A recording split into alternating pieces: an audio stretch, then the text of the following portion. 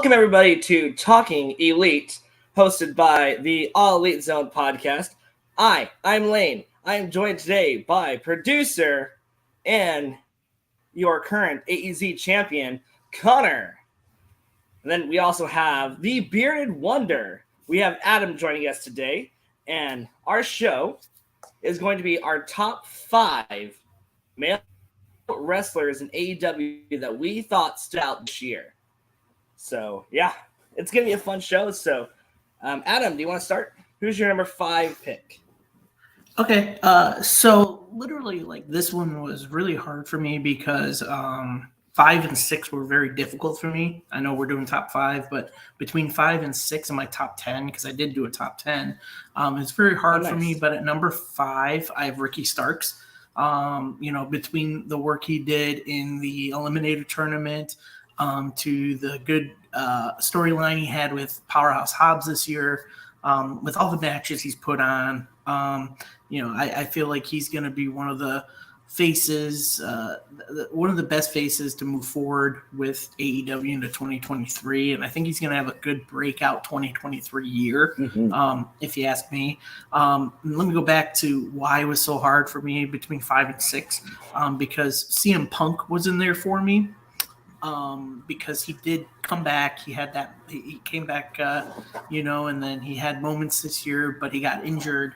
And then there was the all-out media scrum thing that happened between him and the Young Bucks and Kenny Omega that I'm just like, you know what? I'll put him at 6. He kind of fell off my top 5 list just because of all the drama going backstage. But so in that case, I put Ricky Starks because, again, he's homegrown talent. And I do think he's got a really good future with AEW in 2023 as well. Especially after last night, because for those guys that don't know, I was at Winners Coming last night. And just to hear his pop when he came out, the crowd loved him. His promo from last week was just killer. The kid definitely knows how to cut a good promo. He knows how to do good work inside the ring. So, that's a really good pick for number 5. Connor, what about you? Who is your number 5 pick? This was really hard for me. I gotta show this comment. Oh my god! Time for me. Okay, last night. Oh, just for the vlog. I have a special clip just for Chris. Last night it was towards the end. If you guys want to go check that out, that was something else. Yeah, it was. I'll have to go watch. But yeah, for me, it was hard to pick between 5. Not a lot of people's going to go with my number 5 pick, but he had an outstanding 2022 ladder match, blood and guts. He did it all with the TNT title. Sammy Guevara. I feel like he had an outstanding year. Start off the year with Cody and him in a ladder match. One of the best ladder matches in AEW history. Even though I thought that he had a good TNT title reign, his first and second reign was his best. His matches against Darby, Andrade. Am I coming in and out? Or am I good? No, you're good. Yeah, you're right. Kind of cutting out there for a second. Yeah. All right. Yeah, you put a lot of good matches. Darby, Andrade, Tony Nese, Jay Lethal, so many others. He's the only guy to be a 3-time TNT champion. I feel like he's put a lot of great matches on. A lot of people won't put him in their top 5, but I got Sammy as number 5. Yeah, that was a hard one because between my pick and Sammy, like, it was a very close. It was close. My number 5 pick is Wardlow. I think Wardlow had a fun year as a TNT champion. It wasn't the reign I was expecting it to be, but he had some really cool moments with Joe. I loved, his Powerbomb Symphony, and like just leading up to that championship was a cool ride to see him. The guy's still over. He still gets that pop. Hopefully one day he'll either challenge MJF to the World Championship, or hopefully he'll go back and get the TNT championship. The guy know so he's been a breakout babyface, in my opinion, this year. So Wardlow is my number 5. All right, Adam, back to you. Who is your number 4 pick? Oh, boy. I got a feeling like all these lists are going to be so different from each other, or maybe some of the top like 2 or 3 will maybe somewhere in the same. But number 4, this one may come as a shocker to some people, especially after last night. But I feel more respect for the guy because after last night, because at number 4 I've got Chris Jericho. Same, dude. I was thinking the same thing. Yes. So this year of just growing that JAS squad and just how he's reinventing himself from making that creation of a stable to winning the Ring of Honor World Title to calling himself the Ocho now, to just putting that word sports entertaining back into wrestling, knowing it's generating heat, to even putting over young talents. And that goes back to last night of putting someone over like Action Andrade, who nobody would have expected someone like him to be put over by Chris Jericho. But that just shows the kind of veteran status, the kind of leadership that Chris Jericho has. And I truly feel between him, Danielson, and Moxley becoming locker room leaders, especially after All Out, that's what I feel like they've become. And Chris Jericho has been there since day one of AEW. And, every year, like I said, he keeps reinventing himself. He's 52 years old, 53 years old, and he's still putting on hell of matches with different kind of styles of wrestlers. And so that's why I feel like this year has been so good for Chris Jericho. It honestly has been the year of the Ocho. So, I mean... it's funny that, he was wanting to destroy Ring of Honor, that whole shtick, and, he became the Ocho. He wanted to destroy Ring of Honor, go up against all the, old Ring of Honor champions when he had, when he went up against, Colt Cabana. That was an awesome moment. I did like his match with Ishii. That to me was another standout match of his this year. Of course, he had the Anarchy in the Arena match, which was just violent as all can be. He had blood and guts when, freaking Cesaro spun him on the top of the cage. He literally had probably one of the best years, not just to reinvent himself, but also to, get, like you said, younger talent over. Last night, you should have heard that pop as soon as Andrade, is that how you pronounce it? As soon as he won, they didn't even announce him coming, like when he was in the ring. Like, it was like, and then hearing the crowd go, jobber, jobber, jobber. No. And to see all, like, he was giving him a lot of offense. And I was like, and I'm thinking, man, Jericho must see something in this kid. I think he sees what he saw in Sammy. Well, I guess the reports coming out from that is that Jericho was watching the dark match that Andretti had with QT Marshall. Ooh, and Jericho said he saw something about this kid. He's like, I got to make this kid a star because this kid's the future of this company, of this industry, and I want him to be a future star of this company. So Jericho actually came up with this plan weeks ago when Action Andrade had that match with QT Marshall. Yeah, he got a stand. Like I said last night, he got a standing. Like normally guys like that don't get standing ovations on dark. He got. The whole crowd was behind him, and it didn't change. It got even louder on a Dynamite. Yeah, and you'll see it in the vlog.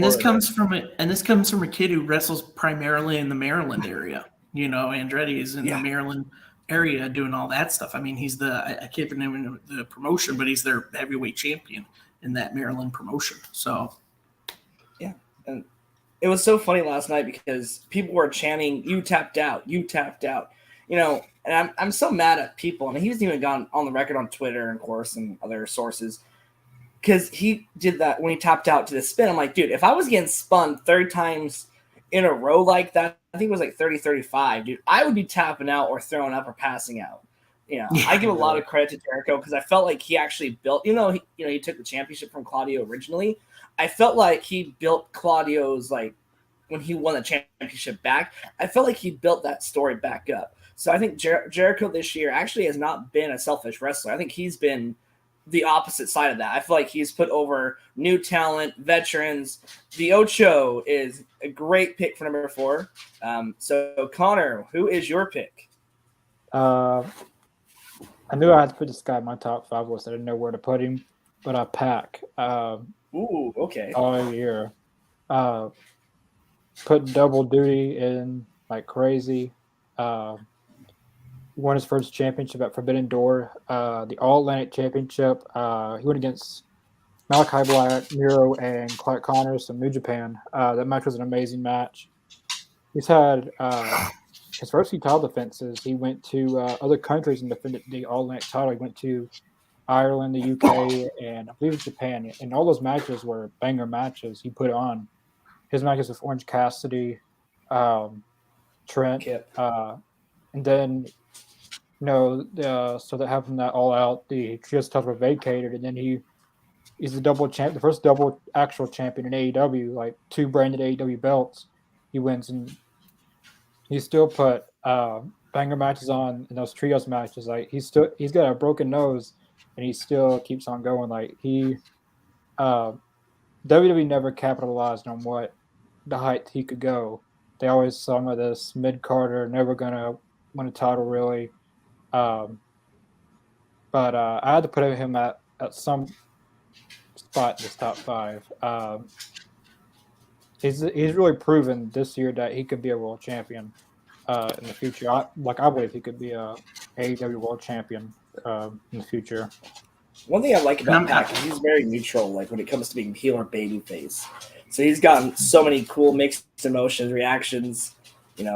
I wish I should have put him in my top 5. I didn't, but man, he did have a great year. Sorry. I was no. I was gonna say, and the work he's doing right now in Death Triangle and against the Elite is probably some of his best work right now. Playing that villainous, doing whatever it takes to keep the title around my waist right now.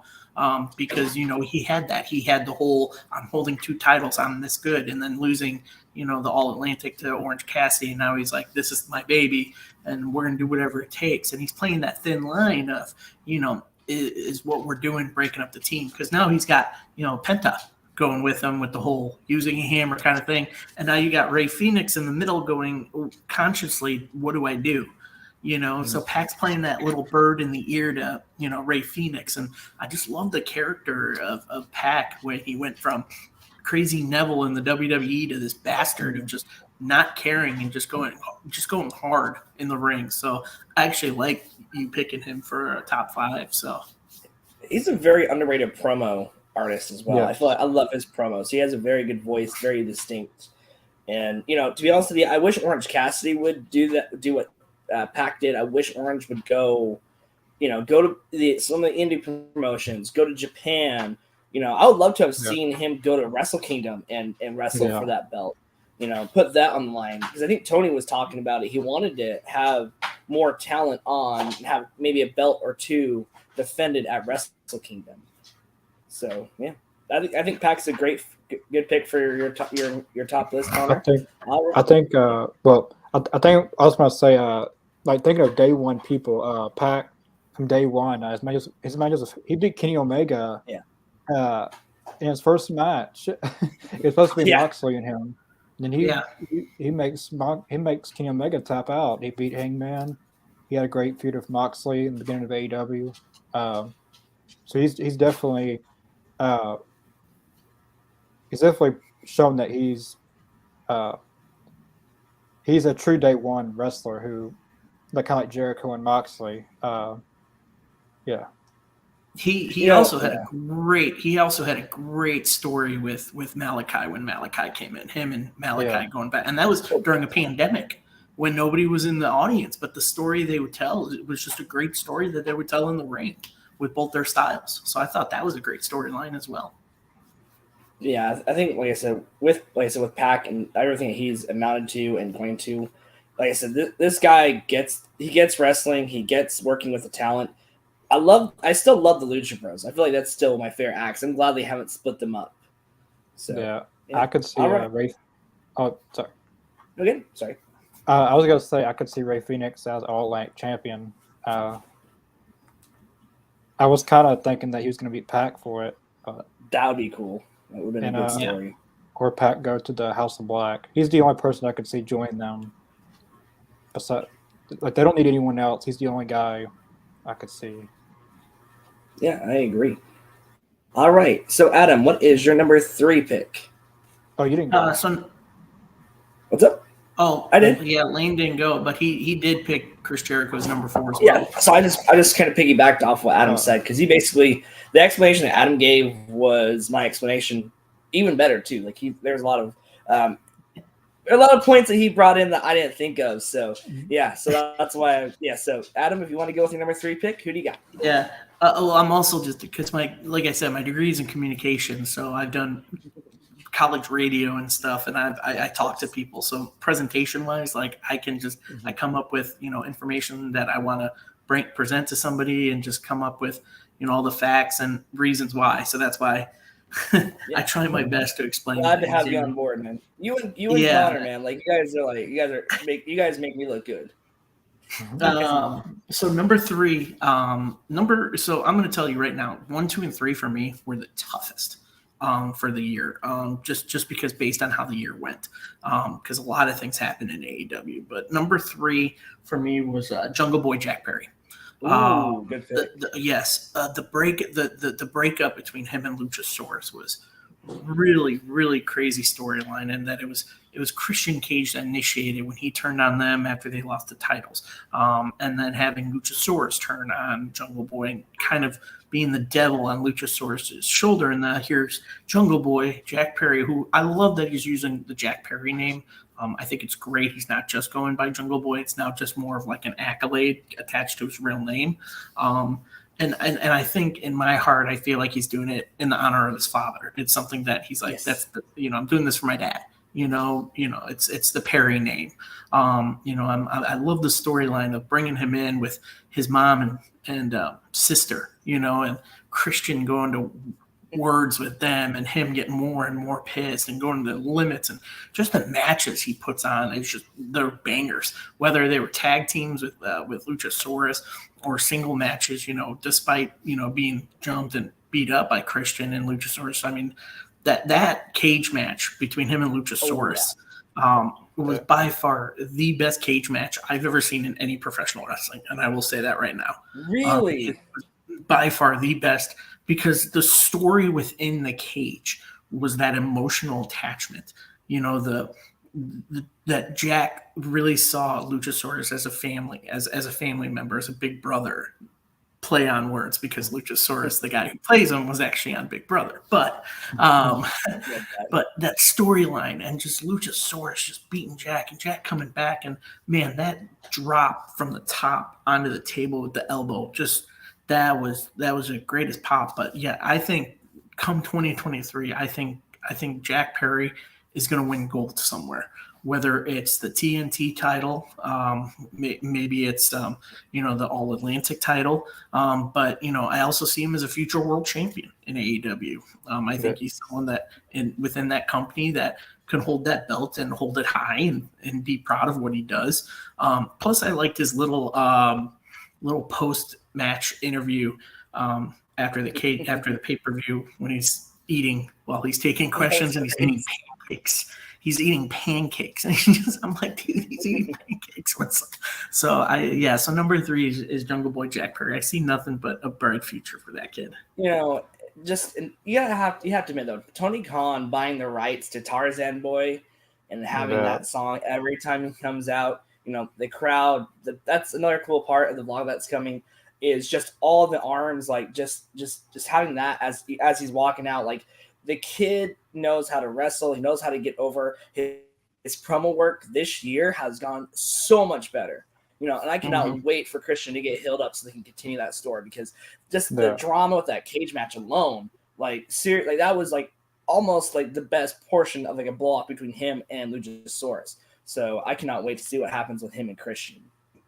Mm-hmm. All right. And like I said, last night after the surprise with watching it, I'm very intrigued, and I think Connor and Mr. Jacobs and Chris last night, we were all like, man, we're all kind of intrigued to see where this goes with him and Hook, being a team now. That surprised me. It's very interesting, So I'm like, okay, 2 young guys in the game. Let's see what they can do, Complete polar opposites of each other, but 2 of these kids that are probably the most over wrestlers in wrestling right now. And I feel like people just don't get Hook, but Hook knows how to wrestle. He has his dad's skill for sure. He may not have his dad's mask, but I think that's what makes Hook unique. So Hook, unfortunately didn't make my list this year, but but I think there's some good things to come with Hook, and same thing with Jack Perry. I'm just going to share a quick little fun story with Jack Perry. I had to thank Jack Perry because he got my fiance into wrestling. She was a huge Luke Perry fan and huge Riverdale fan. And I told her, I'm like, yeah, did you know that, his son is wrestling? She's like, what? And then I sent her the podcast that he did with Jericho before AEW. And next thing you know, she's like, can I watch it with you? And just ever since then, she's became a huge, not just Jungle Boy fan, but AEW fan too. So I guess I give a lot of props and thanks to Jungle Boy. And I just want to share a fun little story since we were talking about the man, the myth, the Jungle Boy. All right, Connor, who is your number 3? I'm still debating on who I should put on that spot.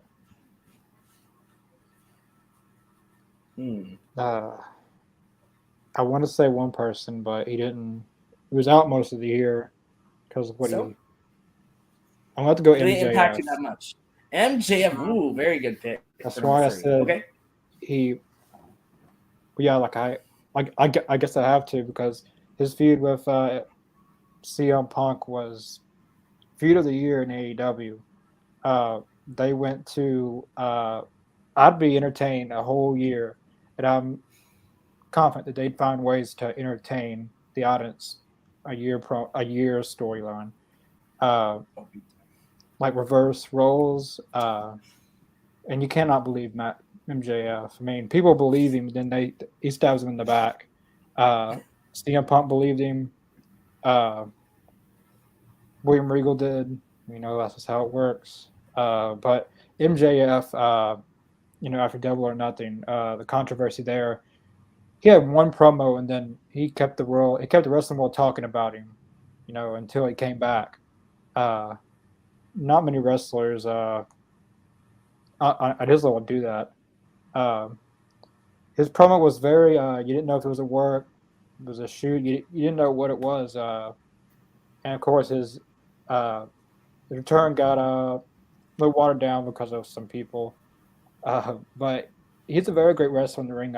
His matches with his match against Wheeler Yuta this year, that was a very great match. He won it clean. Probably the only time we've ever seen one clean match.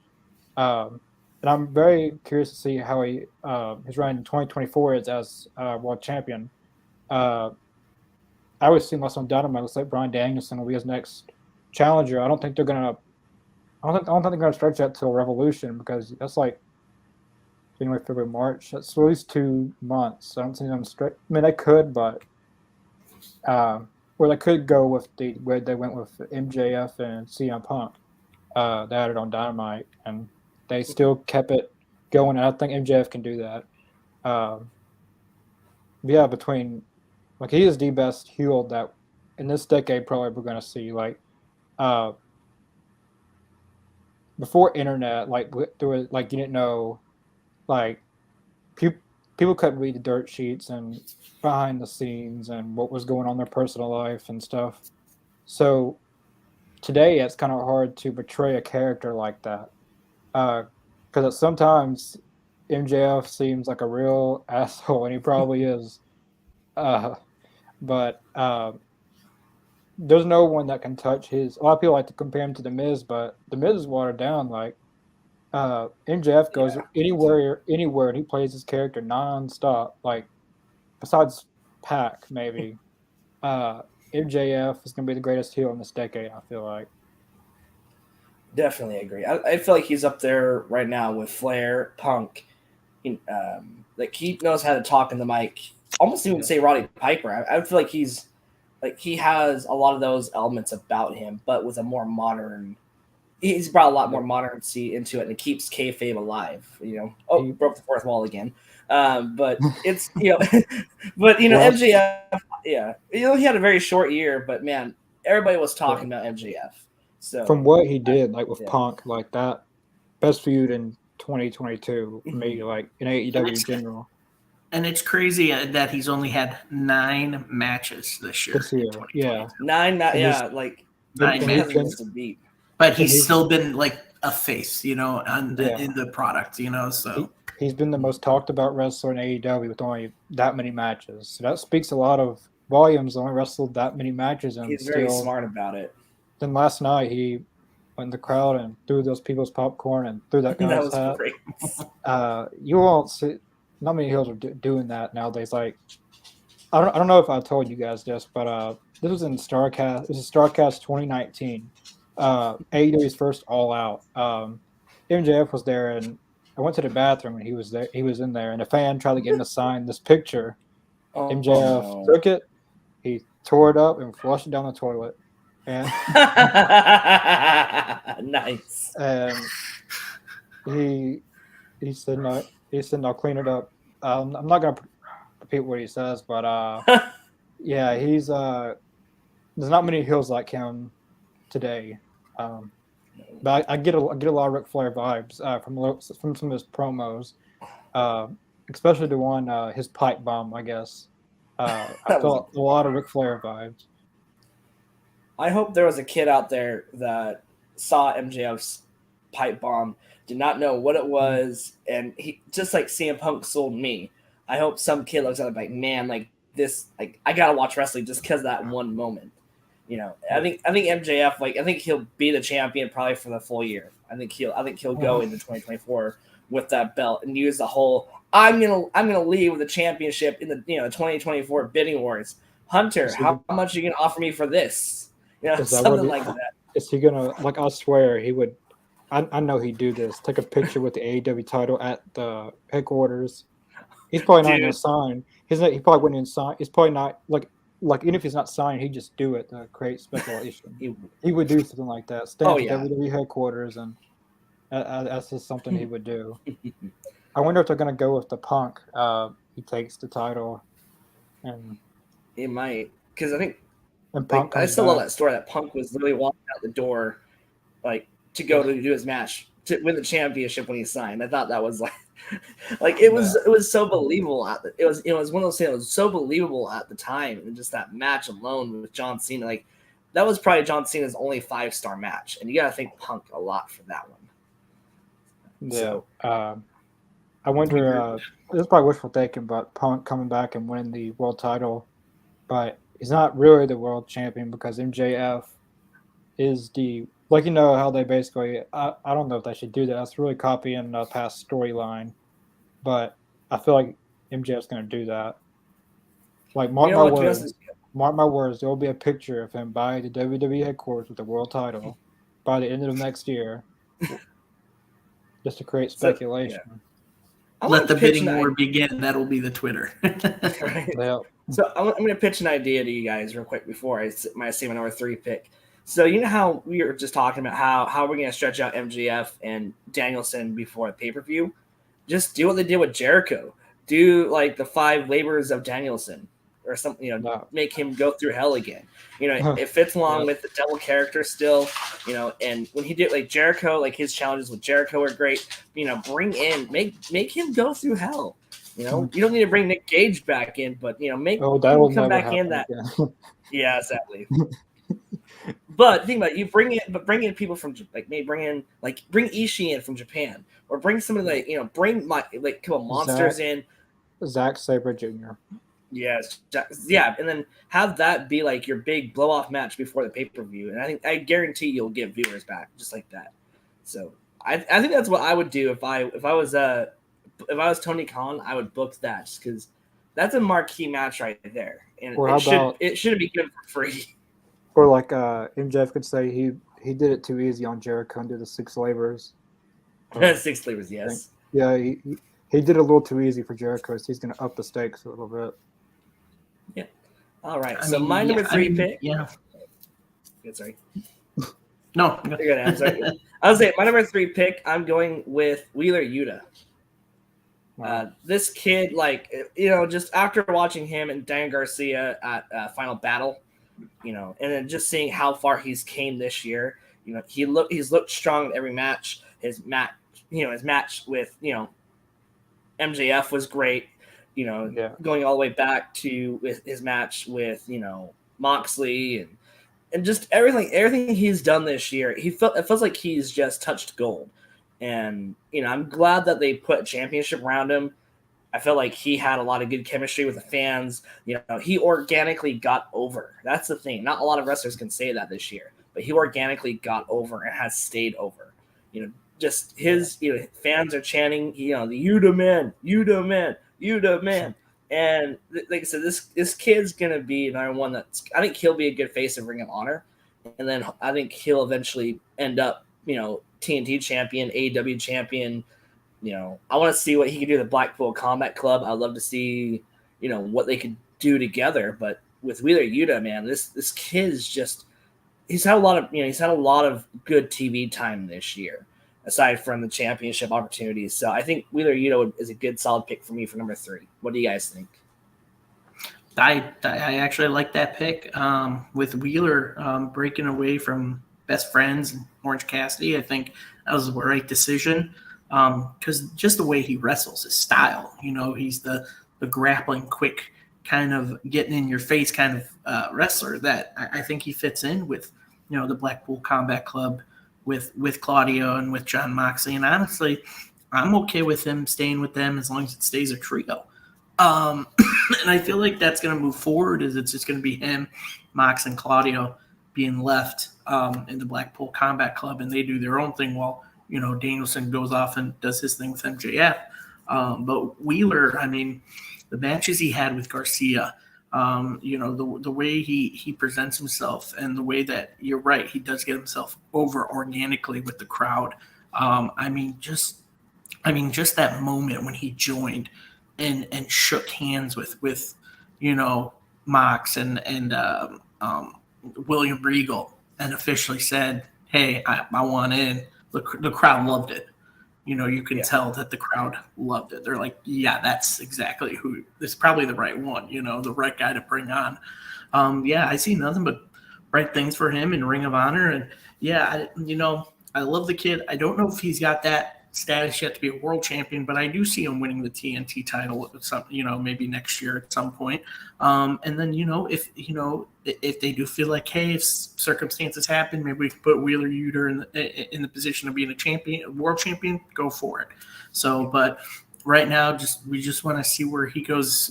He's got a good stepping stone being the pure champion right now into 2023. And I think that's the right direction they do with that title with him. So, yeah, I think he's got a lot of momentum too. So I think 2023 will be another big year for him too. Mm-hmm. Yeah. All right. Hopefully, I'm curious to see who he goes against next for the Pure Championship. Besides Garcia now, I'd say Don Castle.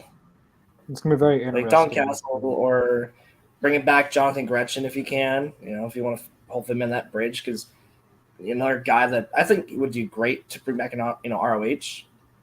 I don't know. There's a lot of possibilities. Like Tony Khan could literally look at any company and be like, okay, we got to bring this kid in to face him. I'd love to see a match. I would love to watch him and Bandito go at it in a match. Bandito would be amazing. I mean, that'd be a great match. Like, I think people would lose their minds at those crazy spots. I can just imagine all the spots they can do. All right. Yeah. So, what is your number 2 pick, Adam?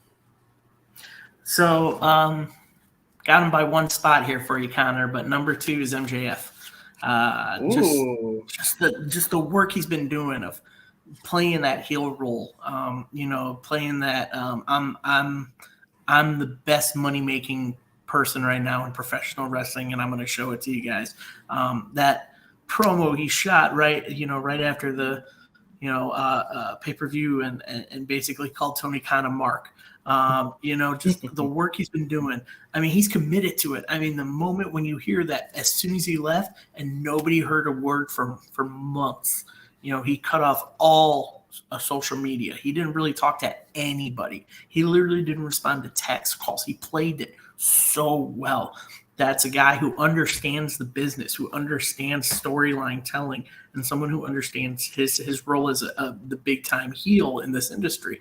And when he came back as the mask, the masked devil, at All Out, and being shown as the devil, I mean, that by far was one of my favorite reveals in anything pro wrestling. Of him being revealed as the guy who won the Casino Royale chip match, and I'm telling you right now, this run with the world title is definitely well earned for him. Do I see him carrying it all year next year, like all the way into 2024? I think he loses it one time. I think he loses it to Danielson at the pay-per-view. Ooh, okay. But immediately, you guys got to remember, he just won that winner take all. You guys remember the storyline with the diamond ring? It guarantees that person a championship match. Yeah. I think he says, I have 4 of these. Guess what? I'm using one of them to get that title back. Oh, Yeah, I like to see that because And I think he does it that either right after that match, he clocks Danielson with the ring and say, here you go, dude. Give me my match right now. And he wins it right back. And Danielson has the shortest title reign ever in AEW. Or he does it that Wednesday on Dynamite when Bryan Danielson's talking the ring. He blindsides him and tells the ref to get out here. Like, no, and that's the thing is like he can make him like Money in the Bank. But he will be a 2-time AEW champion by the end of 2023. By 2024. He would have won the title twice, recently, and then he'll win it again in 2023. So he'll be a 2-time. So now that bidding war in 2024 gets more interesting when he's like, I'm a 2-time champion. So how much more money can I get? So with MJF, I'm so intrigued where they go with him in 2023. So I really want to see Danielson. Like, I don't know. That's a really good idea that I didn't think of. A lot of people aren't thinking of. But I want Danielson to beat MJF. Now, whether it's in a Revolution or the end of this year or next year, I think Danielson deserves to be an AEW World Champion. At least once before he retires. At least once. Mm-hmm. He's put in the work. A lot of people say his AEW run has been so good, but he's went against Hangman. That was amazing. He's done it all. He got injured pretty bad at Double or Nothing, and it could have ended his career. A lot of people said. But I hope Danielson wins the AEW World Title at least once, even if it's just for a minute or two, like Adam said. Even just for a minute or two, it still counts. So. Yeah. I feel like I will disagree with you a little bit on that, though, Adam. I do like the idea, but I feel like everything that happened this year with the interim stuff and the hot potato a little bit between Punk and Moxley, that's the only thing I could see why they wouldn't pull the trigger on that idea. I think it's a great idea, but I feel like with that, it might kind of turn fans off a little bit unless they book it right. They would have to be very careful on how they book that. Could have Danielson win at Revolution, then St. Patrick's Day Slam, Jeff win it back. That's right around the corner. True. All right. My number 2 pick is the workhorse of the men's division. I'm going with Jonathan Moxley. I feel like Moxley had probably one of the best years in any wrestling company. My opinion, he should have been number 1 on the charts for the PWI charts, but don't know why he wasn't, because the guy put over so many wrestlers this year. He had banger after banger. He literally canceled his vacation to do the tournament to get the championship back. So the guy bleeds gold. He is definitely the biggest locker room leader AEW has. So I feel like Moxley, his title run was, his second one was decent. His first one's of course better, but to have Moxley be able to wrestle and win a championship in front of a live crowd and finally have that moment to where he actually enjoy it and actually put on matches, because like the pandemic when everything happened that first time, he really was almost like a John Cena, Roman Reigns, kind of wrestler this year, where he put over a lot of people and had so many matches. He also did stuff in GCW. He was literally everywhere. Everybody was talking about Moxley. Everybody, even in WWE's universe, people were talking about Moxley, and that's one thing that stayed pretty consistent this year was the praise that Moxley had, for carrying the company on his back. So I feel like Moxley is a good number 2 pick So yeah, I think the guy gets it still, and hopefully he'll have some great stories going in 2023. Yeah. What about What you, do you got? Connor? Did you give? Yeah, I thought. Did you give your number 2 yet? No. There's me copycat, but I had it on my list. Moxley at number 2. Ooh, okay. Basically the same reasons you already explained it. Basically, like how Adam explained Jericho. I had Moxley at number. It was Baton, MJF, Moxley. Who was going to be number 2, 3? You probably can already. You probably know who I'm going to pick for number 1, but Same. but yeah, Moxley had a great year this year. From I know it, and like he's still not on vacation. Like I thought after full gear he'd take his vacation. No, he's still going. He's still moving along, trucking. Like he's had a dominant year with a lot of great matches, and he's probably lost a lot of blood this year. Yeah, you know how many lives he could have saved if he would just donated the blood instead. Donated it instead of just wasting it in the mat. Yeah. Like that. What that'd have been a lot of blood he could have donated. Like that's not considered AEW. Like that's just GCW just stuff. wait until Rampage tomorrow. Yeah. Oh, I didn't spot in that spot. He bled last Friday. Yeah, he did. It's been every Friday instead of.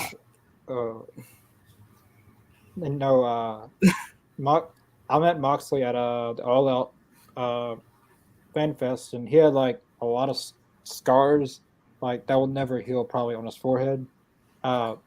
Jerry Lawler is a big wrestler where I live, and he has scars like that, but they're not like Moxley's. Like Moxley can say that he's done the work. Someone says he's done the work. He almost reminds me of New Jack because I feel like New Jack's all. It has that. I think he's gonna look like New Jack at the end with all the scars and scrapes he has on his head. New Jack was crazy. New Jack was just a little bit. I mean, after watching that Dark Side of the Ring episode about him, like I'm just like, this guy. I'm surprised he hasn't been in jail or died yet. He did, and then he finally passed away. But like during that time when he was doing all that ECW hardcores, like I was like, how is New Jack not in jail right now? Drugs. Yeah, he would have. I wouldn't have flown these days. Oh no, he would have gotten. He would have gotten some serious trouble these days. He would have gotten canceled real quick. Right. All right, it's time for our number 1 picks. So, Adam, who is your number 1? Well, your guy's number 2 is my number 1. John Moxley's my number 1 wrestler this year. Moxley's your number 1. And it basically piggybacks off both what you guys both said combined is the guy carried the company this year. He carried it during a pandemic, and now he carried it again during a backstage debacle bullshit kind of thing going on. They put the title on him because he's a reliable guy. He's a well-liked guy. The crowd loves John Moxley. They love the work he puts in. I've been on Moxley. I had to follow him when he debuted as Dean Ambrose in WWE. I had to look back in his history of wrestling. I'm like, who is this guy, Dean Ambrose, with like the blonde hair, like all this crazy? And I saw some of his old work in like CZW when he had like the pink hair, and I'm just like, dude, this guy is awesome. Like, I like this guy's style. Like, he's just hard hitting, and then he gets to AEW and he's just balls to the wall out there. But the man carries the promotion on his back, especially this year. He's a 3-time world heavyweight champion, well deserved for someone like Moxley, who had the roughest time in this past year and a half, going to rehab, having that addiction, and coming back and actually looking in better shape than he's ever had. Looked in a while, and just honestly carrying the company, putting off vacations just to make sure this company stays afloat. It shows you someone who cares about the company and promotion that they work for, someone who adores the crowd for their love for this. And this work he's been doing with Blackpool Combat Club, his work he's been doing with, against, New Japan wrestlers. I love John Moxley. Like, I think he should have been number 1 in my book for the PWI ranking. Obviously for reasons, they found a different reason for someone else, which I know why, but but John Moxley literally he bleeds AEW, literally bleeds AEW, and he is someone that company can rely on for years to come if something happens. If something transpires in the company, they're like John, and he's proved that too backstage. I mentioned it with Danielson and Jericho. Those three guys have proven to be locker room leaders. And it's just reading about that. Those three do become locker room leaders because they care about the locker room. They care about the boys, as Bubba Ray likes to call them on Busted Open, the boys. But yeah, no. So I honestly think John Moxley has had a great 2022. I'm interested to see where they go with 2023. I'm hoping that after this whole Hangman Page storyline with him, maybe he finally gets that vacation because he's actually has earned it. So yeah, let him go have some fun time with his wife, his baby. I really do feel bad for him because the guy has the biggest heart. He probably doesn't want to hear that, but the guy has probably one of the biggest hearts of wrestling, and to have a great year like he did, to be he was selfless. Like, he literally gave up his vacation. He literally, even though he might have won a lot of matches, but those talents that he put over still. There's a lot to be said about Moxley and his character. And you know what? I'm excited for his match with Hangman. I think him and Hangman's going to just tear the house down this year. I feel like that would be a good way to cap off the year or start the new year. I think whatever happens, it's going to be great. All right. Agreed. Connor, what is your number one pick? Oh, sorry, Adam. Before we get to that, Adam, what are you saying? I'm sorry. Oh no, I was just saying I definitely agree. And like I said, that I think that match between him and Hangman ended way too quickly, and unfortunately for an injury to Hangman like that, that's why it ended quickly like that. But I feel like once it's back on track, I feel like that match between those two is just going to blow the roof off of any building they do it in. Yeah, I agree. All right, well, let's bring on Connor for a second, but yeah. All right, Connor, what is your number one pick? He's behind me. Of course. CM Punk. Yeah, Field of the Year. Him and MJF, a lot of creative. MJF brought out the he brought out the side of CM Punk that he probably regretted. That awesome dog collar match at Revolution. My favorite matches was this was last year, technically December. But CM Punk and Sting and Darby versus MJF and FTR, there will never be another great entrance like that. Like, I got the poster of that, I got the shirt. His Get match, those little figures too. I don't have like that. I wish they did. I wish they did release those like that attire. I just have those two little, like, they're like Legos. I had like the two Legos of Punk and Sting from that match. Another good match was CM Punk and Moxley versus FTR. Amazing match. Who else? Pentagon. Basically, everyone he said at All Out 2021 press conference, he's went against Hobbs, Penta, Dustin Rhodes. Mm-hmm. He beat Shawn Spears in like 5 seconds. He's had a lot of great feuds this year. I feel like when he came back, he had the crowd behind him. Of course, that went sideways, but I still believe in Punk, and I think I don't think he's done yet with AEW. I feel like something's more gonna happen, and even if it is a word, I'm not gonna tell anyone. Like, they didn't tell anyone MJF's status, no one. But I hope it comes to the best. If this is it for Punk, he had a great career. I'm glad he got to finish his career at least in AEW than WWE. I got That's the time of recording. Yeah. I got CM Punk as number one for me. That's a good one. Unfortunately, CM Punk was my number 7. I loved his reign. I thought he did a good job. There was just a few others. I feel like this year though, on a not match wise, but just on a that just stood out to me a little bit more. I think Punk did a good job this year as champion, especially his match with Dustin. I loved his match with Dustin. But there is one number one pick for me, and for me this year it's going to MJF. So the reason why, this one was a little bit harder to pick because I was contemplating him and Moxley. I was going back and forth. But really kind of what made my decision for me was the dog collar match in his feud with CM Punk. Just the whole build-up, the story for all that. It was just, he was very good at bringing out some of the best promos that Punk's had in a while. MJF also had a lot of great promos. Of course, he had his big pipe bomb moment in front of all the executives, coming out and calling Tony F.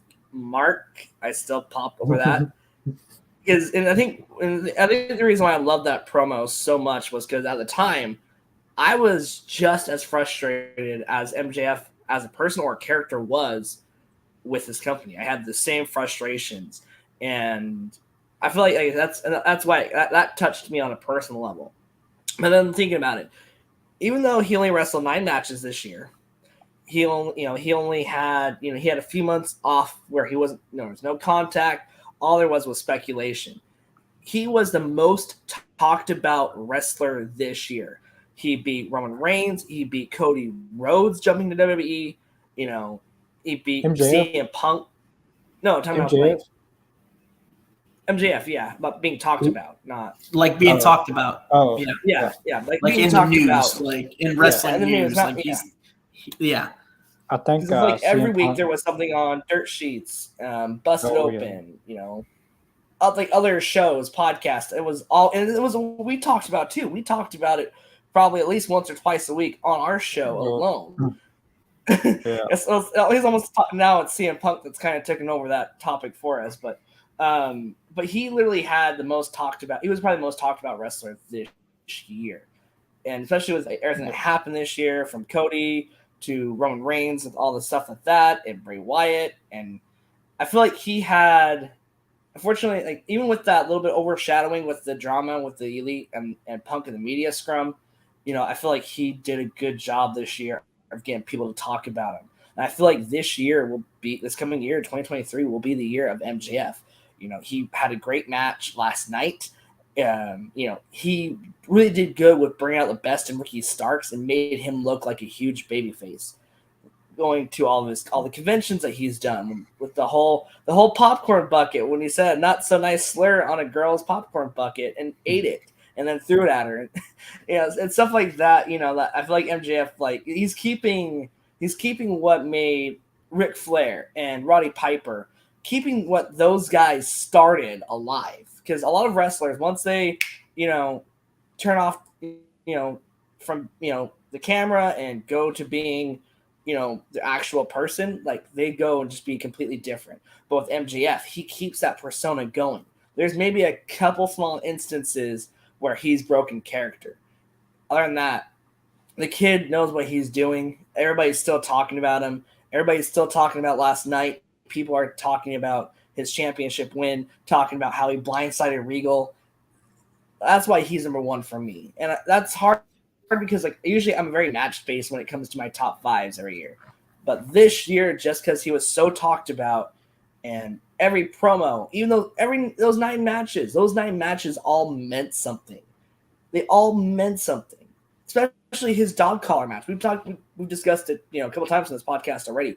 But his dog collar match with CM Punk, I thought it was better than Cody and Brody Lee. I thought it was the best dog collar match AEW's had. So I think the kid's going to do great this year. 2023 will be the year of the devil. So I'm excited to see how that's going to play out. The devil is actually CM Punk. Just stole this. I'm gonna kind of piggyback off what you said, Lane. And especially with my top 3 was really hard for me, because I didn't know where to put MJF, because I had to put him at 2 just because of, for me, it kind of, I do look at matches too. Like I do like at who's had a lot of matches this year and their win loss, and because that's apparently has been a thing for AEW for a while, but I guess not. I don't know anymore. But just the leader, I go with Mox at number one because he's leader. But I honestly think the feud of the year was MJF and Punk, and I agree with you. I think that dog collar match was actually the best dog collar match in all pro wrestling in any history. That's compared to the tag team dog collar matches in the ECW days with the Pitbulls and the most recent one with FTR and the Briscoes.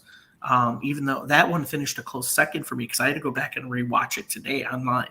I was like, I got to rewatch this, and I found it and I rewatched the whole match, and I'm like, okay, yeah, that's good. It's still not CM Punk MJF, but I mean, when we talk about these lists too, about these guys, especially, all three of us had a different number one, but you look at the same common denominator they all had.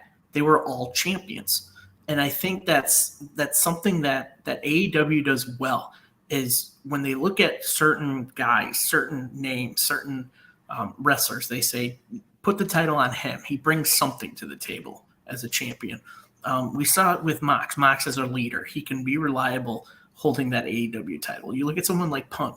Punk's a household name in professional wrestling. You put the title on him, he's going to bring the names. He's going to bring the fans over. He's going to bring the views over. You put the title on someone like MJF. MJF can do stuff outside of AEW. I mean, you look at it now. He's feuding with an MMA fighter right now on Twitter, and he's at the MMA fights, flipping off the camera with the title. The name AEW out there. I mean, he's doing something with it. Kid's only 25 and he's doing something great, So I say with all our number ones, there's not a bad number one pick between all the three of us. I think all of us had picked the three right guys to be number ones for a certain reason. So, but yeah, no, and I'm with you, Lane. I'm very excited to see what MJF does this next coming year in 2023. The reign of MJF continues after last night, and I'm just looking forward to see what he does next. Yeah, it was, like I said, it was great to see MJF last night and just the heat and the crowd reaction. That was awesome. And one thing that's really cool is since we did all three separate picks, what we'll do is Connor will a little bit later. We'll post a poll up there on our number one picks, and we'll have you guys vote. So if you haven't subscribed to our Twitter page, go to All Elite Zone 1, and we're going to have that poll up for you guys to see who is number one for the All Elite Zone podcast. So yeah, that was a lot of there was a lot of great wrestlers this year. It was really hard to just narrow it down to a select few because with names like Jack Perry, Cesaro, Punk, this year, even though it was a little rocky towards the middle of it with everything that happened in the drama, but this year, AEW on paper and just as a fan, I enjoyed a lot of the matches this year. And a lot of the wrestlers, there was so many good matches, so many good wrestling. And even with the whole, all the issues going on, there's still a lot of good things happening in AEW. And I hope that one day fans get back onto that train and say, hey, it's still a good product because, it hurt a little bit after everything happened with Punk, It was a huge hit when, with all, and we talked about this plenty of times, but it was a huge hit of ratings when Punk got hurt and suspended with him not being there. And it's just, and then now that I'm hearing morale is back up, we were discussing this in our group chat that ratings are going back up. Our demographics is going back up. So hopefully by next year, I'm hoping we get back to 1 million. And I think we will, especially because Christmas time is a little rough right now. A lot of people are getting Christmas presents and inflation like crazy. People aren't having the money to go out to wrestling shows, and I think WWE's attendance is a little bit down too. So, there's a lot of it's one of those things that just keep being faithful to AEW, keep being faithful to wrestling because these guys are still putting in the work. They're still putting their bodies on the line. They're still going out there and just doing a great job. So yeah, I feel like no, I was just gonna say this list was really hard. Because you said wrestlers, and I almost put a tag team in there, and then I'm like, I'll save that for a top 5 tag team of the year kind of list. I was just saying, because I had the Acclaimed in there at some point. The Acclaimed, FTR, yeah. I mean, FTR was in there. Hell, I'll even put House of Black in there. But yeah, no, and I'm with you, Lane. The toxicity of wrestling fans today just irritates the hell out of me. Listen, I'm no WWE mark, but I don't hate their product a lot. Yeah, I don't dislike it. I'll tune in and see how it is every now and then. There's certain storylines I'd like to follow. I just when it comes to wrestling matches and the quality of the match, I just prefer AEW matches. I really do. Just because those wrestlers, the guys and the girls, they put the time in. Hell, the referees put the time in to make sure those matches go as smooth as possible during a live taping and everything like that. The way that they have the camaraderie now and backstage, when something bad happens, you've got leaders back there like, hey, I'll step up. Let me step up. I'll help there. Yeah. I've never heard anything about, hey, who's a locker room leader in WWE? Who's a locker room leader in Impact? I hear it all from AEW. I gotta get ideas of who's a locker room leader in Impact. Maybe I have a few ideas of who a locker room leader in WWE, but the most I hear is there's locker room leaders at AEW, and that's the kind of thing you need in professional wrestling.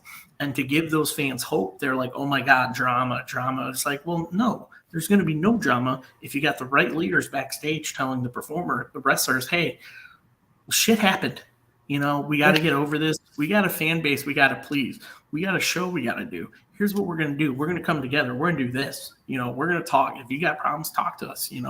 That's the kind of company that actually will listen to their wrestlers, and listen to their fans. And like you said, we saw it. The ratings got a little boost last night, which is good, and I'm reading articles about, Vince McMahon might be coming back. That's probably not a good idea. I guess but you know what? It's professional wrestling. I think we should all be happy with the landscape of it right now. There's WWE is going to be it's going to be hell froze over if he comes back. Yes. Everyone who came back. But even promotions like New Japan Pro Wrestling, I feel is going to have a great 2023. I honestly do. And if you look at the card for Wrestle Kingdom 17, holy hell. You have everybody, and the holy hell, it makes me want to try to find it and order it because I kind of want to watch it based on those matches alone. And then the prospect of possible Sasha Banks / Mercedes Varnado appearing at Wrestle Kingdom. Apparently right now she's in Mexico right now training with Juventud Guerrero, Bandito, all that stuff. So, I mean, I wouldn't be shocked if she doesn't return to WWE or go to AEW. I'd be okay with if she wants to do New Japan or wrestle in AAA and AAA. Yeah. I mean, she's dreamed of wrestled for New Japan since she was young. That's from her mouth. Her and Bailey had an Instagram live, and she mentioned that. She said, it's always been my dream to wrestle Lucha Libre and New Japan. So, I mean, with her appearing at New Japan Wrestle Kingdom, that might be the start of her wrestling for New Japan. Yeah, I think she'll be the next Jericho, the transition from WWE to New Japan and reinvent herself. Jericho did it with the Painmaker. Then we're going to see that with Sasha now. I think that would be best for her career. I think now where she won't have really any limitations, she's not told what character she has to portray, and I'd be curious to see how she would reinvent herself. Because if you look at Athena, right? I'll just use her as an example, right? Athena, her character really hasn't changed much since Amber Moon. She's gotten more of a badass. She's more serious. She's more aggressive in the ring, and I feel like I could see that happen with Sasha. She'll bring that mojo, bring that fire, and wherever she goes, if she comes back, if she goes to AEW, because that would be another big ticket to draw in like Punk did. It won't probably be as big as Punk, but Sasha can still go. And unfortunately, Saraya is still training and still getting that ring rust off, but Sasha's doing a lot more work. I think Sasha would be I think if AEW was going to sign one person, I think it has to be Sasha Banks. I think the network wise, because I think the network is trying to get Tony to offer her a contract. Because I've seen reports that Warner Brothers wants Sasha Banks just because of her draw. But the issue is, will she have ego? Will she get along? or do you think it was because she was in a toxic work environment and had issues, with Vince, or had issues with the company and how it was ran? So it's gonna be interesting to see what happens with Sasha. She's another very talked about wrestler this year. Think about it. The three wrestlers that have been talked about most have been Sasha, Punk, and MJF. All three have been very controversial this year. So hopefully I'm saying Tony's right smart now, about it. I'm saying right now with the New Japan that she's doing, you got to remember that Tony wants to do a Forbidden Door too. Yeah, so that'd be a good way. say if she does join New Japan and wants to do that, and as a way for AEW New Japan to wrestle, you might get her to wrestle against an AEW female wrestler. You could have a Britt Baker versus a Mercedes. And I'm going to call her Mercedes because she doesn't go by Sasha anymore. Yeah, She has now put in money to trademarks for Mercedes Monet, Monet back or something like. She's put trademarks in like 3 different things, but it's all Monet and Mercedes. So I mean, for her, I wish her the best of luck. I really do. She does have an ego. I'm hoping she kind of scratches that and realizes that she can't be bigger than the wrestling industry at all.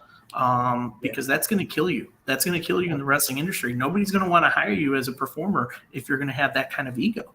Hollywood will hire you, which is what she's doing right now. Mandalorian and movies. If you wanted to go that track, by all means. But realize if you're going to come back to the wrestling world, you got to put your ego on check. So many wrestlers put their egos above the industry, and it screws them in the end. Yeah, very true. So Britt Baker and Thunder Rosa do not like each other, and that worries me about Sasha Banks. That's 3 egos right there. I don't know the beef between Baker and Thunder Rosa. I don't know what's all there. I know they were able to put it aside and make money. That's the thing. Yeah, they were and able the to thing put it is aside and not. that they put on great matches. They hate each other. That's why I said we need a Punk versus Cabana match. Like, they hate each other in real life. Put them in the ring and they'll put on a 5-star match. Look at Jeff Jarrett and Kurt Angle. Look at they cast aside their issues and cheating and all that fun stuff and made money and made hella lots of money. Yeah. I honestly believe Jeff Jarrett is the one that pretty much killed TNA. Luckily, they have a resurgence. I love Jeff Jarrett, but I think he's the one that put the nail in the coffin of TNA early on. They still never got, but they never should have got Dixie Carter involved. Wasn't that Jeff Jarrett's call to bring her on? I think so. Yeah, that was Jeff Jarrett's call. He's like, bring on Dixie. It's always been management with them. Always. Yeah. I hate Vince Russo, but she was a lot worse than Vince Russo. I don't know. Vince Russo put the WCW title on Dave Arquette. True. A lot of fans are still over that. Still mad. Oh man. All right. So our next topic of the night, and this is gonna be a recurring segment. So last week, who stood out to you last week? What moment? What wrestler? Who stood out to you last week during Dynamite, Rampage? Final Battle. Who stood out to you last week? I gotta go FTR. They were the standout for me. The build up to that match, all 3 of the matches have been classics. Yeah, I gotta go with FTR from last week. Yeah, I got FTR. That dog collar match alone. Just amazing. A lot of people say the other one was their best, but I still think their best was Death Before Dishonor, their second match, 2 out of 3 falls. I still think that was their best match, but all 3 of them were great. I think it was a good trilogy. It was a good way to cap off, probably one of FTR's best years of their career. And to be honest with you, all 3 of those matches were probably top 10 of their careers. So to have to be there live for that, and it was brutal, man. I saw them yesterday at the meet and greet. They were banged up bad, and I don't even want to know how the Briscoes look, because if FTR was looking bad, the Briscoes were looking a lot worse. But yeah, FTR, like that was one thing. I'm like, oh my gosh, like these guys are dedicated to the sport. Put their bodies on the line. That crazy mound of chairs like they had. Was it Dax or was it Dax or Cash that took that spot where they yanked him down onto that top on those It was chairs? Cash. I think it was Cash. Yeah. That spot. Ugh. Like it looked really painful. Yeah, I'm gonna say that that the trilogy of matches those two teams have had they've just been outstanding. That ladder match between those two was by far my favorite that they had. Just the matches were just so good. I think I may have some breaking news to everyone. Uh-oh. Is it good or bad breaking news? Well, you look at it. Jonathan Gresham did get his release, and he did. Wow. Has announced he is signing with Impact Wrestling. That doesn't surprise me. I mean, I'm glad he signed with Impact. If he wants to, I guess they went for his PWI magazine. I guess they went with it, but don't wrong. He's an amazing talent. But if you're going to go off a magazine, a fan-based magazine. But I'm not surprised since Jordan Grace is an Impact. That's not surprising. I don't. Yeah, not surprising. Yeah.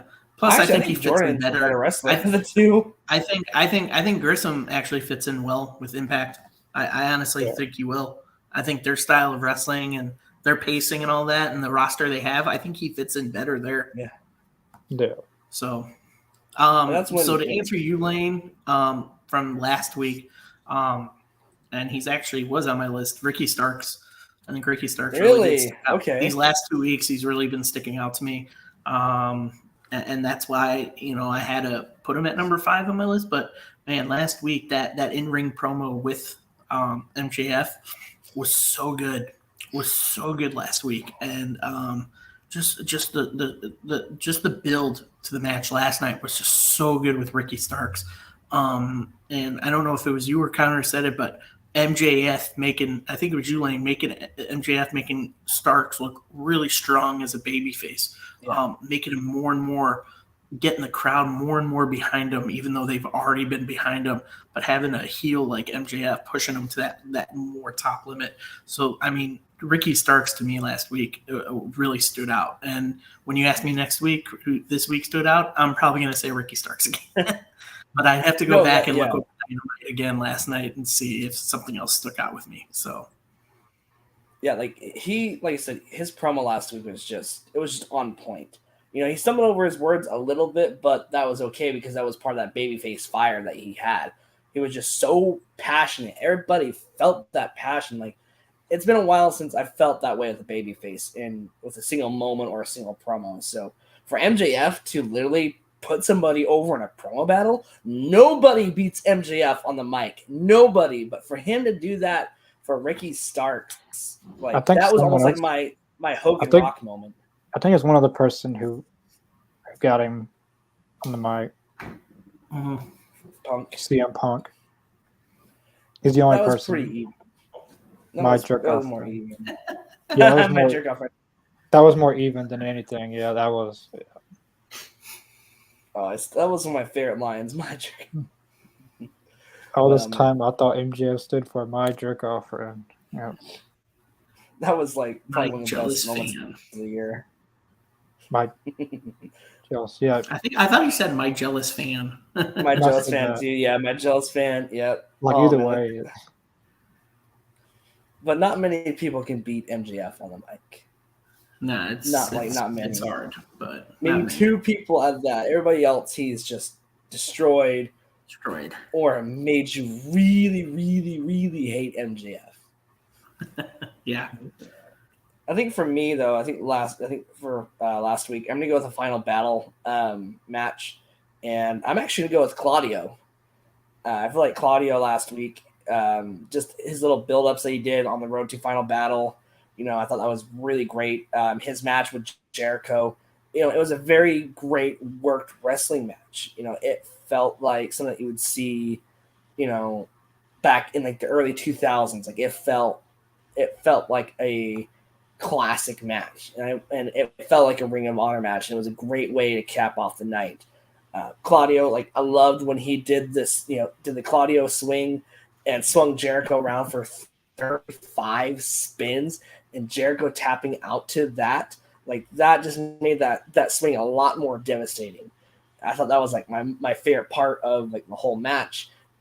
Just being there, like his love for the crowd was awesome. Seeing all the confetti going off, seeing just seeing his interactions and his promo after he won was just so inspirational, and I felt like he will be a good face of Ring of Honor, and I felt like him capping off everything with Jericho and that championship. I'm glad that's finally kind of come to a stop, and I thought he just killed it on Saturday.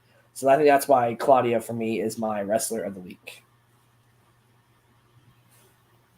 So, yeah. Do you guys want to get a little? You guys want to get a little controversial? Do you guys want to get? You want to be a little controversial with this one? Yeah, we can. I feel like I know what you're going to bring up. Okay, see. Well, it's you pretty much can guess it. Just because it's been the most talked about. I don't know. There's a few things we talk about. There's been a few things, yes. Okay, this one. Well, this is the one that you dropped on us earlier, but we can discuss both if you'd like.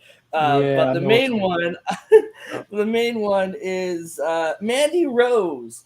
That was so weird that I thought, her losing the title. I'm like, okay, that's fine.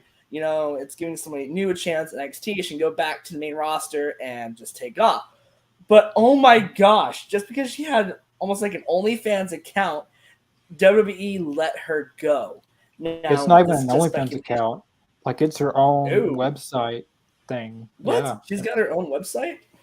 Yeah, on her the web. It's the entire website, not OnlyFans. It's her whole website of Mandy Rose. Oh, jeez. And you get the full package. Apparently, what had happened was.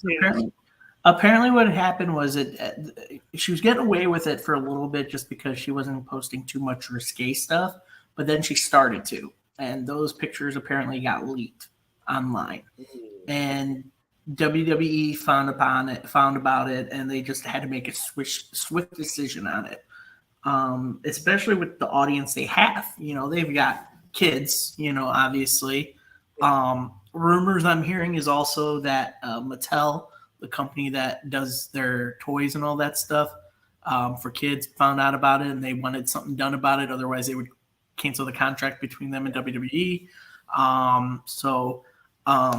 I heard rumors that an executive brought it up to Shawn Michaels, and Shawn Michaels swiftly, before like 15 minutes before NXT started, said, "We got to get the title off of her quickly." So I honestly did think that her dropping the title might have been just she was getting called up to the main roster with Toxic Attraction. I did not expect her to get released. What I'm hearing is that she made a Twitter post saying that she says thank you to the fans, and she says the website's still going to be going. So I'm sure, you know what? I'll be totally honest. I guarantee you she's making more money with a website like that than she would be WWE.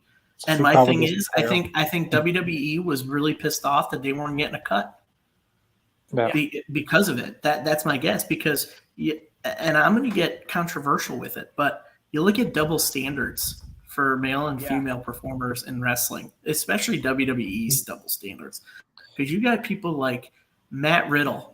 And I love Matt Riddle. Yeah. I watched him in an indie show, and he's awesome. It was him and Mike Elgin. If you guys are familiar with Mike Elgin, him and Riddle had a 30-minute match at a AEW show in Chicago that I watched, and it was unbelievable. That's how I found out about Matt Riddle. But Matt Riddle fails his second drug test, and he's just off TV, written off, and now he's got to go do the suspend. Yeah, rehab. It's interesting because Jey Uso, Jey Uso, DUI. 2 DUIs, and he's one of the longest reigning tag team champions. And then, didn't the very next Didn't like when he got the DUI. The very next week, he became a tag team champion. Tag team champion. Yeah. And then Mandy Rose, boom, does something like this, fired. But here's the thing. It was funny because I just came across an interview. I found a video of an interview with Athena. Yes, saying say about, yes. yeah, she had an They wanted interview her to be saying more that they sexy. wanted them to be sexy like Mandy, but she refused to. And now Mandy was doing exactly what they told her to be, to portray herself as, and they fire her. So it's that double standard stuff that just it blows my mind with professional wrestling. It's like you got to hold everyone accountable, dude. Triple H and Shawn might be setting a new, regulations and stuff. Because a lot of that happened when Vince was there. Maybe they're starting a new protocols and stuff, but that's still. I had to bring it up, but Saraya, when basically the same, it was kind of different. It was kind of different because Mandy put it out there. Hers was leaked. If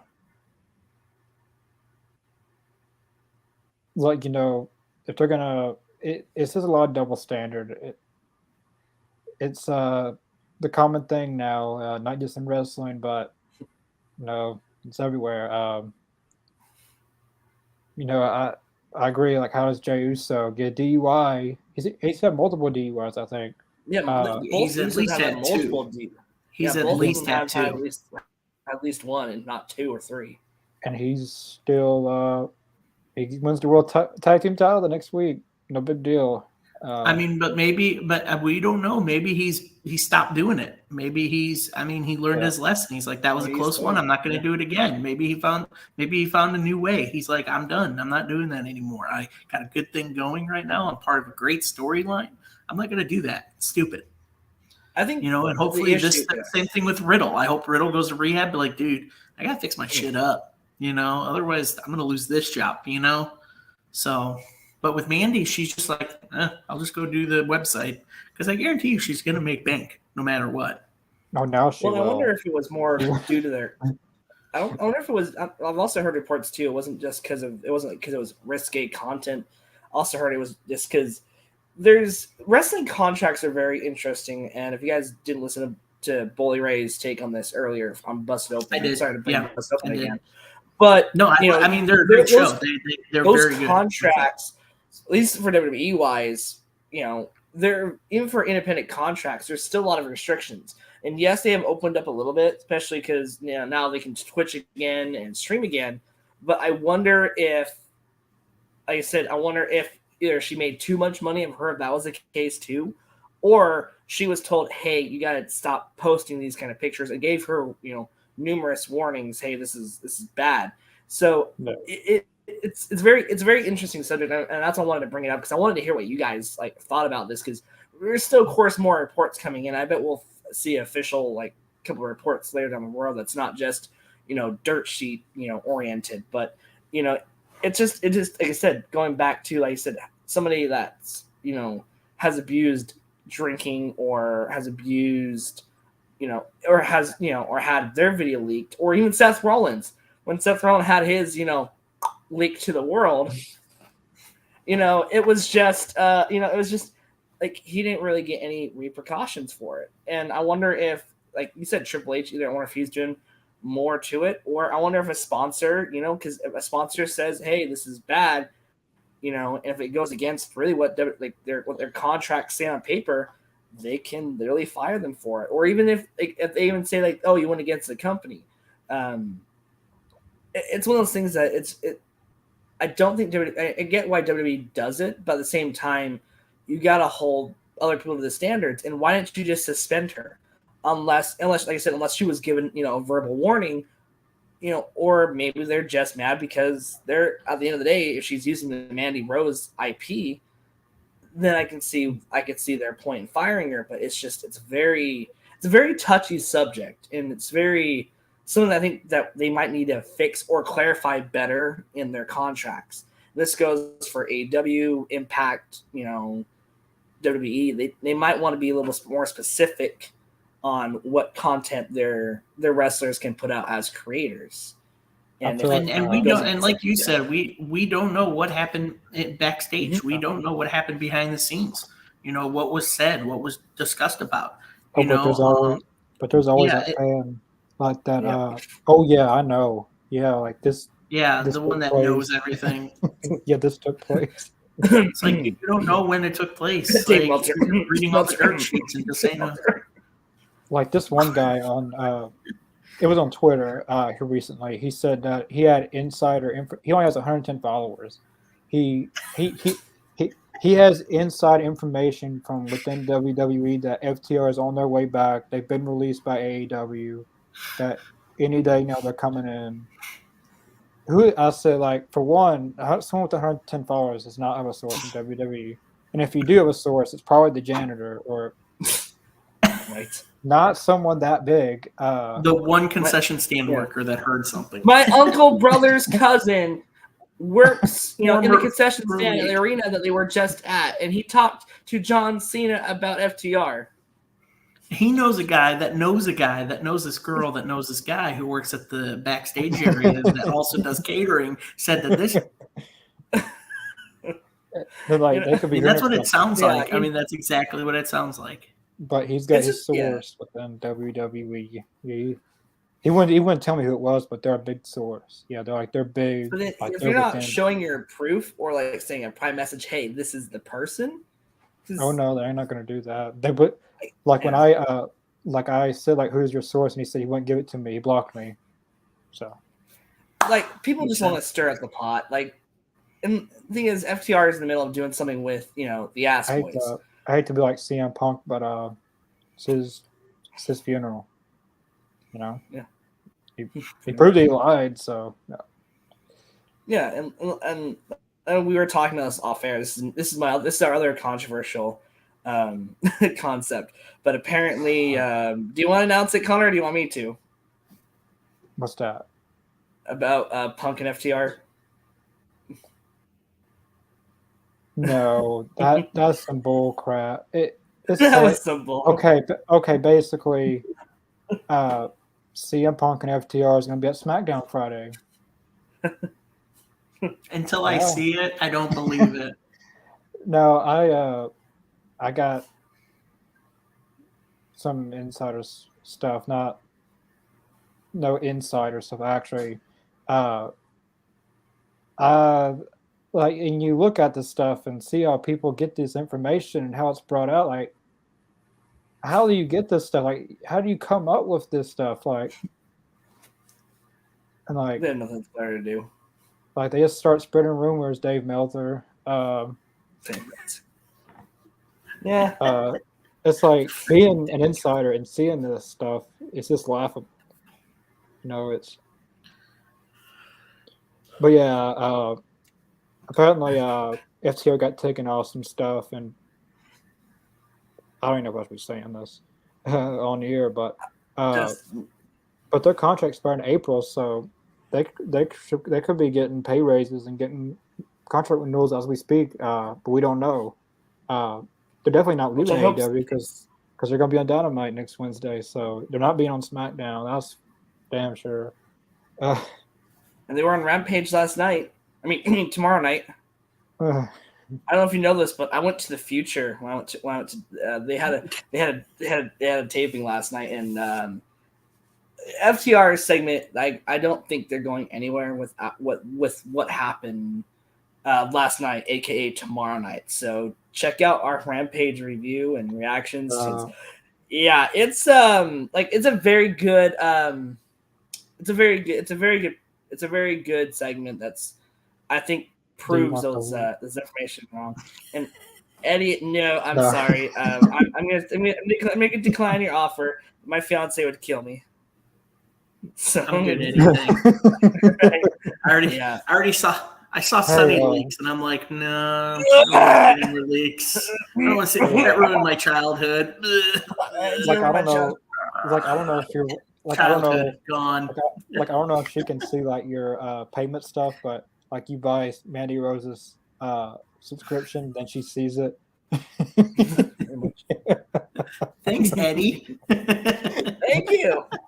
Like a $20, And like her thing's ridiculous, like $20 a month. It's like a Twitch stream. It's like, oh, thank you for the donation, Eddie. Yeah, and then, and then if you want custom stuff, of course, yeah. But Eddie, just all power to you if that's You're funny, man. what you like. Thanks for the joke, Eddie. We appreciate you listening to the All Elite Zone podcast. I bet he's serious. I mean, decline your offer. He's like, no, I got a whole folder, man. You got a whole folder. It's marked And it's cake all- recipes, but it's not the cake recipes. And it's just the picture from Elimination Chamber. It's that one and the bikini picture from when she made out with Otis. Yeah. It's, I think she even said that. I think she said that, like, what's the difference in me posting the content, the risque content, but yet I'm making out with Otis in a bikini. It's like I said, it's a weird time for Mandy Rose, unfortunately. And you know what? All power to her. I hope she's successful and hope wherever she ends up. I hope if she wants to wrestle again, great. I never had a problem with her wrestling. It's a little frustrating with what they released her, but that's a little out of our hands. Yeah, I'm sure you do. We're good. No thanks, Eddie. No means no. Easy there, Harvey Weinstein. This is talking elite, guys. Like this is like we should have show. AZ Unconfidential. Isn't that WWE used to have that? Yes. Yes. Great. We'll talk about all the controversial stuff. Hey, if we're gonna do that, we gotta some of our discussions in the group chat, like that could be a full on hours. Oh, dude, like just have us bickering, fighting over things like the whole Punk stuff, and Yep. We're gonna make a Dark Side of the Ring episode of this. Yeah, I was gonna say Dark Side of All Elite Zone. Yeah, we need to make that. Like we need to make I've been that. wanting to make a little skit of that. Yeah, and Brody. Do it Saturdays or something. Brody would be a big part of that. I don't know. You might see him soon. Well, what Brody am I talking about? This has been great. Because multiple Brodys out there. There's one on AEW. Brody King, the great late Brody Lee. Fortunately, he'll never make our show again. But rest in peace, Brody Lee will be on here. Junior. Oh, well. Ooh, spoiler. Ooh. Yeah, or I could just be saying stuff, Come on, you gotta believe Connor most of the time. I'm not gonna give it away. It's all But, good. Oh no! But I feel you might actually see Brody back on. But know which Brody I'm talking about, so. But man, this is. Hope we don't get demonetized for this. We're not. Please don't take us off YouTube. Please don't Don't Take us off. We're great. I promise. Please, we're actually a really good show. Hi, Brenda. Hi, Brenda. Kentucky says Wheeler is amazing. Yes. You demand. Boxing is learning how to punch. What? No, he knows how to punch. He can throw a punch. Moxley was number one for there Mackie was, as well. Awesome.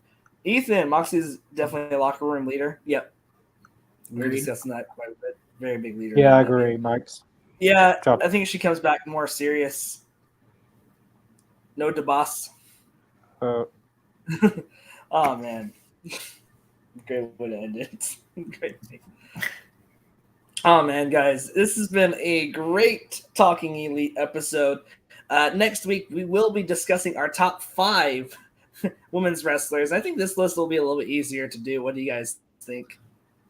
Very easy because we all know which one's not going to be on that top 5 list. Oh, there's a few of them. It's not gonna be Exactly. No. It's not going to be. We all know who's not going to be. Yeah. All 5 of my picks are going to be Maria Shavir. She is a problem. So, yeah. But yeah, not the problem that she thinks she is. Comment every time he hears that name. Nah, What's No, No, Eddie. no, No. We Stop. are You are a the semi- worst salesman ever. Nope, sorry, Eddie. No, we're saying no. Like we're like Team Hell no. No! No! No! you watch him go into the all leads on Twitter and find all of us and send stuff. Don't do that. Dude, don't do that. Don't I think do it's- that, Eddie. We're asking you kindly, Yeah. please. On all seriously, please do not send us anything like that. We, like I said, we are trying to get better as a podcast, and we do not need that stuff, involved with our show. Yeah, that's you. You can, all power to you if that's what you like. But you can send it to someone in your family, someone that wants it, I guess, because none of us here want it. It's probably not even that good, to be honest. I don't know. I don't want them. All right. Well, that's gonna do it for Talking Elite. Like I said, we have that was a lot of fun, guys. Make sure you guys. I bet you regret that whole thing now. Boy, I should not have brought that up. But it's the most talked about thing I've heard the last couple of days. Like, I think somebody was going to bring it up in the comment section, anyways. It happens all the time with CM Punk. I thought that was going to. So. Yeah. But at least you guys got a controversial take on that. It wasn't too bad or too dark or dirty or risky. But yes. So if you guys haven't already, follow us on our Twitter page at All Elite Zone 1. Subscribe down below and click that little bitty bell for notifications when we go live. We do watch-alongs every week. We're going to do Talking Elite every Thursday. And we'll also have some special episodes coming up. We got vlogs coming, card breaks. So subscribe to our YouTube page. Subscribe to our Spotify at All Elite Zone. Check us on Podbeam for all of your podcast needs. Go back, listen to our Matt Taven interview, and get ready for next Wednesday. Connor, what is next Wednesday? Yeah, I haven't announced that. I was talking about this before the show. Consumer had a scheduling conflict. I'm not going to tell his personal business, but it was a scheduling conflict. But we were able to reschedule it for next Wednesday. So an hour before Dynamite, 6 Central, 7 Eastern, he'll be on next Wednesday. He'll still be on here exactly what we planned. Just won't be on Rampage. It'll be before Dynamite. But at least he's not like some people who no show. But I can't wait to have Shamrock on here. It's even though we had to reschedule, at least it wasn't like some like just incredible or stuff like that. But he had the decency to at least reach out, Yeah. But yeah, he will be on here next Wednesday, an hour before Dynamite. We'll probably go with. I have a feeling that he's going to be on Friday when we go to Dynamite. So, not a problem with that. Nope. All right. Well, thank you guys so much for watching. You guys have a great night, and we will see you guys next time.